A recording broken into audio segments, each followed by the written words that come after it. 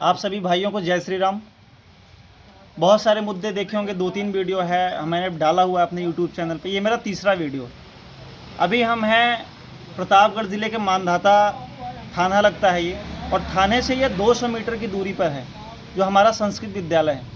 आप देखिए यहाँ पर श्री हरि मित्र शिक्षा निकेतन संस्कृत उत्तर माध्यमिक विद्यालय मानधाता। अब इसमें आप देखेंगे तो कितने अच्छे अच्छे शब्द लिखे हुए, अस्तो मा सदगमय तमसो मा ज्योतिर्गमय।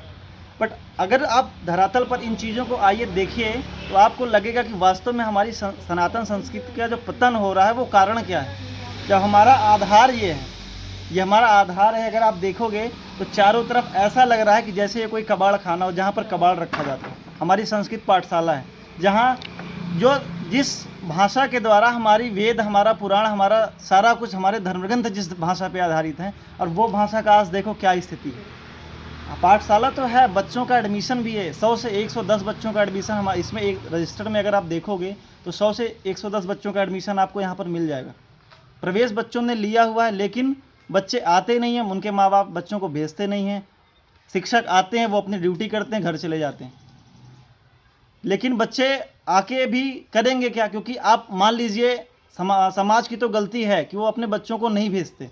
हिंदू समाज है ही ऐसा कि वो किसी पर दोषारोपण करेगा कि हमारी संस्कृति का पतन हो रहा है, हमारी संस्कृति का विनाश हो रहा है। लेकिन उनको खुद को लगना चाहिए कि जब हम अपने बच्चों को ऐसे स्कूल में नहीं भेजेंगे, हम गुरुकुल में, संस्कृत पाठशालाओं में नहीं भेजेंगे, जब हमारे बच्चे तैयार नहीं होंगे आगे चल के, फिर हमारा एक समय आएगा कि वेद और शास्त्रों को पढ़ने के लिए ना कोई बच्चे मिलेंगे, ना कोई अध्यापक मिलेगा जो उनको पढ़ा पाएगा, ना तो बच्चे मिलेंगे जो आके पढ़ पाएगा।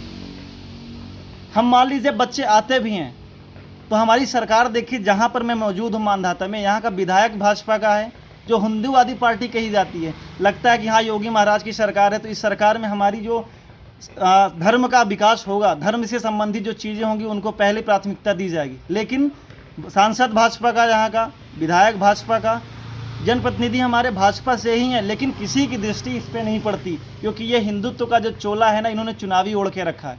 जब चुनाव खत्म हो जाता है तो हिंदुत्व का जो इन्होंने चोला ओढ़ा उसको उखाड़ के फेंक देते हैं, और व्यक्तिगत जीवन में जो ज़रूरतें हैं उनको पूरा करने में लग जाते हैं।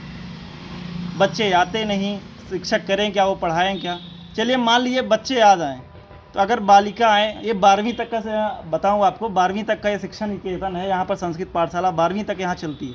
लेकिन एक बच्चा नहीं आता। बालिकाओं और बच्चों का प्रवेश तो है यहाँ पर, लेकिन आप सोचिए कि बच्चे यहाँ आएंगे तो कहाँ रहेंगे? ना तो बैठने के लिए सही से कुर्सियाँ हैं, ना तो पीने के लिए सही से पानी है, ना तो वॉशरूम जाने के लिए बच्चों को शौच की कोई व्यवस्था है। लोगों को पता है कि ये, जनप्रतिनिधियों को भी पता है कि ऐसी दिक्कत है ऐसी पाठशालाओं में, लेकिन ना तो किसी का ध्यान जा रहा है, ना तो कोई इस मुद्दे को आगे ले आने की कोशिश कर रहा है। लड़कियां आएंगी, लड़के आएंगे, पढ़ेंगे। मैं दिखाना चाहूँगा आपको, चारों तरफ घूम के देखिए, वहाँ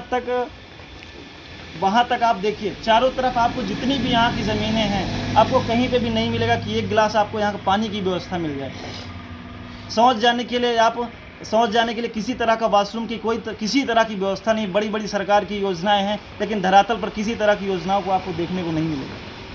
और सनातन संस्कृति का पतन नहीं होगा तो क्या होगा? हम कितनी भी आवाज़ उठाएं, लोग कितना भी आवाज़ उठाएं, हम जब इनसे बात करने के लिए आए तो उन्होंने कहा कि सर कई लोग ऐसे आए जिन्होंने इस मुद्दे को बहुत हाईलाइट तक उछाला, लेकिन जिसका कोई मतलब ढाक के 3 पात ही रह गया।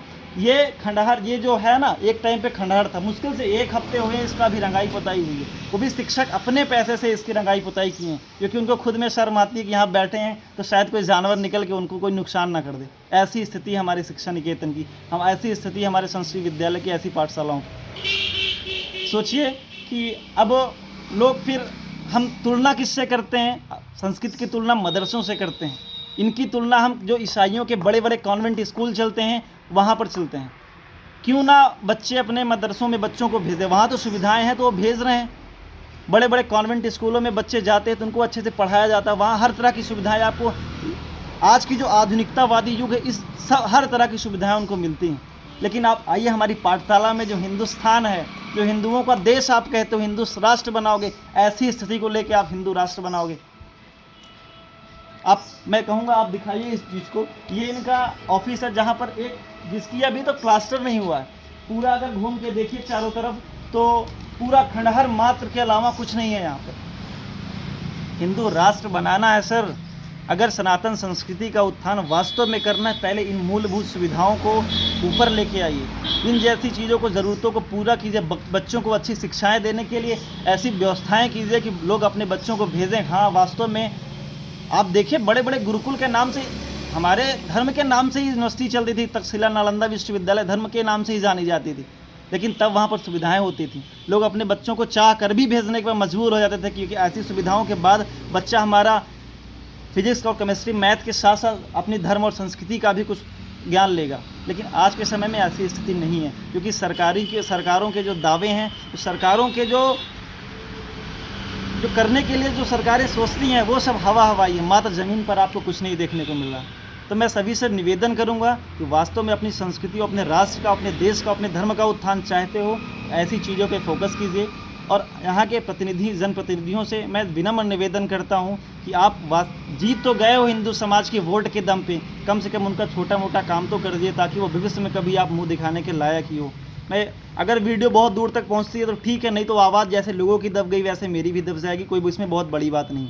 अगर पहुंचती है, थोड़ा सा ध्यान रखिएगा कि इन चीज़ों का, अगर योगी महाराज अपने स्तर से राष्ट्र की अगर संस्कृति को बचाने में मुहिम में हैं, तो आप अगर प्रतिनिधि हो, सांसद हो, विधायक हो, तो अपने तरीके से कम कुछ तो करो, ताकि लोग आपको गर्व से कहें कि एक भाजपा का सांसद था, उन्होंने ये काम करवाया। नहीं तो जैसे हर पार्टी के सांसद विधायक आते हैं, अपनी रोटियां सेकते हैं और चले जाते हैं, आप भी आओगे और चले जाओगे। फिर भाजपा के नाम पर हिंदूवादी का ठप्पा लगा के, ठप्पा लग गया, आप हिंदूवादी हो गए, भले आपने ज़मीन पे काम नहीं किया। तो निवेदन करता हूं कि इस स्थिति को ध्यान में रखिए और इसका कार्य करवाइए। आप सभी को जय श्री राम।